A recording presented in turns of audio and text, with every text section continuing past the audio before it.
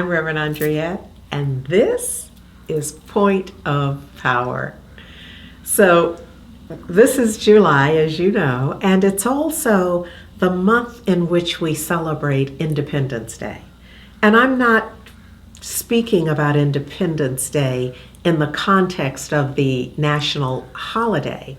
I'm speaking of independence as an inner experience, as a place in consciousness. And I'm still drawing from Iyanla Vanzant's Acts of Faith, because to be independent, to claim one's independence, trust me when I tell you it's an act of faith.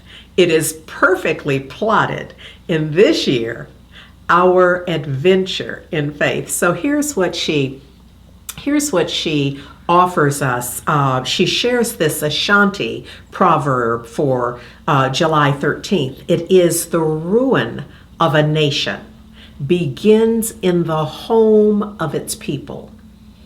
And then she extrapolates using the ruin of a nation as the macro, if you will, and the micro, the upset in our lives, begins in our home, at the center of our being. It begins in mind. It's all an inside job.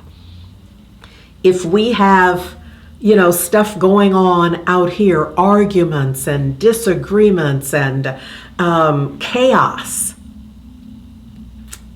If there was a way for us to, open ourselves up and just look in the mirror, we would see the inner argument. We would see the inner chaos. We would see the inner upset.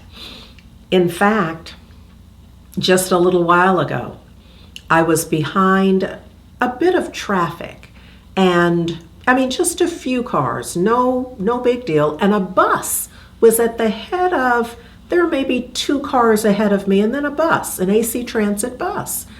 And we're approaching a bus stop, and rather than the bus pulling over, it kind of stayed in the lane and just at an angle.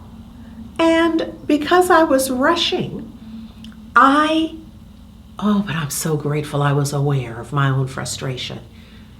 I'm putting it this way because for so long, I would not have even been aware that what I was experiencing was my frustration. It had nothing to do with AC Transit. I projected it on the AC Transit driver, who I never saw. But what I know is true is that my frustration, what manifests as frustration, really had everything to do with the fact that I was already running late, that I was already in this pattern of feeling, the ruin of a nation begins in the home of its people.